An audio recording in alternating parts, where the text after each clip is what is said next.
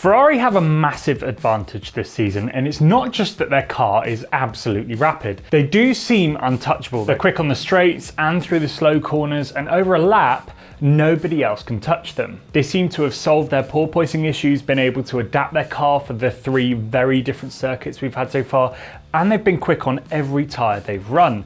But on top of that, they've been leveraging a couple of key advantages and doing it really well. So let's get into it. The first thing to bear in mind is that Ferrari rocked up to the first test with a very strong car, a very defined concept that they've been running ever since.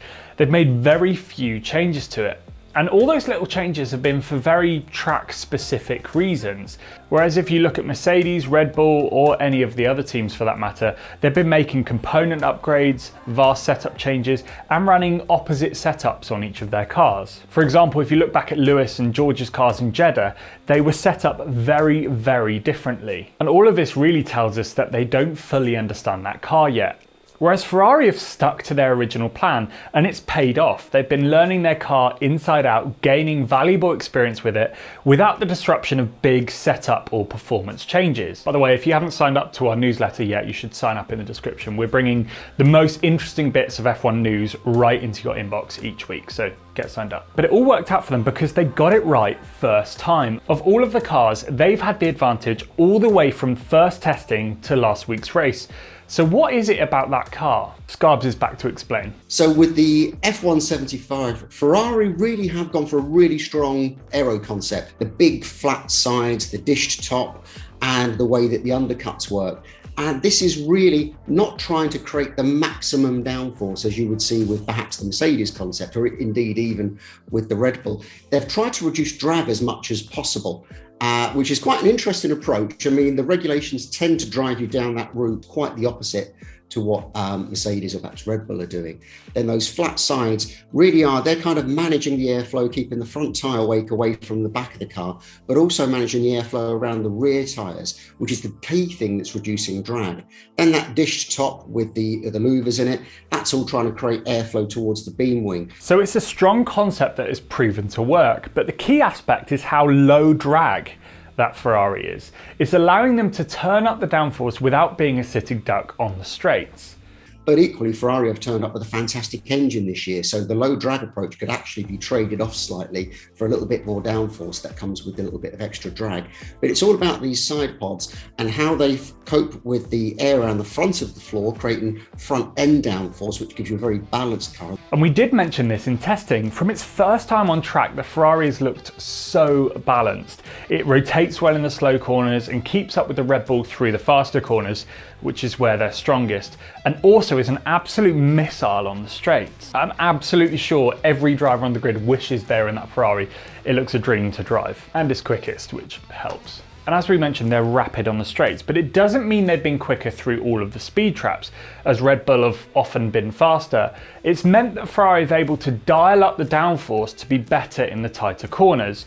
For example, if you look at Bahrain through the twisty middle sector, Leclerc's fastest time was 0.4 quicker than Max's, and if you look at the first and second, the difference was less than 1/10. But the most interesting thing is what their design concept has allowed them to do with the floor. And then what you end up with, because the car's quite well balanced with its downforce front to rear, because of the way the side pods and the floor are working together. So it does allow Ferrari to run much, much flatter to the track, which is giving them performance benefits. But it does then lead to some porpoising. Now, every team carries some degree of porpoising. Ferrari had it very bad early in testing, had it bad in Australia. The rest of the time, it's been fairly straightforward for them. So a flatter car with the downforce very balanced front to rear means they can run the car very low. But why doesn't this create more porpoising? We know that Mercedes have had to run their car higher to reduce bouncing. So what's going on with the Ferrari? One of the key things with the Ferrari as well, which is one of the few teams that have done this, is the front of the floor, the splitter or the T-tray, or the bib as it's now called, is sprung. There's actually a coiled spring and damper holding it up. So even though the car's very low and it's ever so slightly nose down, that just runs along the circuit and just lifts up slightly as you go over the bumps, which again stops the car being thrown around so much, which is one of the things that initiates porpoising.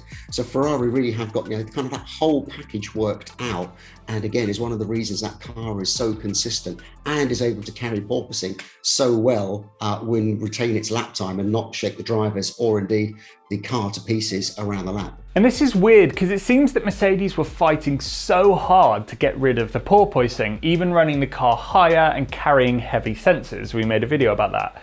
Whereas Ferrari were porpoising a lot, but still setting purple sectors. It seems they're able to keep the porpoising to just the fastest sections of the straights rather than in the fast corners. And it stops as soon as the drivers get on the brakes, meaning it's not really hurting their overall lap time. And the key to all of this has been wind tunnel time. And this has been and will continue to be Ferrari's big secret advantage here. Because they finished third in the Constructors last year, they have 10% more wind tunnel time than Mercedes and 5% more than Red Bull. They have this extra wind tunnel time. It's actually wind tunnel and CFD time based on a calculation between the two. So far, Ferrari haven't brought any updates to this car. It's pretty much as it was launched and went through the first test. So then they have to think about what do they need to do to this car to make sure that they keep ahead of a resurgent Red Bull, certainly a resurgent Mercedes as the season goes on. They've got a lot more wind tunnel time. So they've got two options really. They can really try and work hard to refine the setup that they have, this philosophy of the side pods, the floor, the nose, the ride heights that they're running. Or they see if there's something better out there, if there's something that their rivals are doing that they feel will give them a disadvantage if they don't follow that direction. Maybe they're going to try and throw more downforce at the car, which would mean potentially a side pod with floor change. Or maybe they'll go even more in that direction, see that their rivals are struggling with their power units and maybe go even lower drag and try and get even more top speed out of that car. Now this weighting of wind tunnel time is one of the ways F1 are trying to level out the playing field and stop one manufacturer, Mercedes, from dominating multiple seasons. A bit Mario Kart really, run at the back, get the bullet bill. And it certainly has given Ferrari, as well as other teams like Haas, a massive advantage. For example, Haas have 45% more wind tunnel time than Mercedes. And it's given Ferrari a massive advantage, but they've grabbed it with both hands. Now to see if they can hang on for the rest of the season. You should check out this video about the clever sensor Mercedes are using to figure out their porpoising issues. Sign up to the newsletter in the description below and I'll catch you in the next one.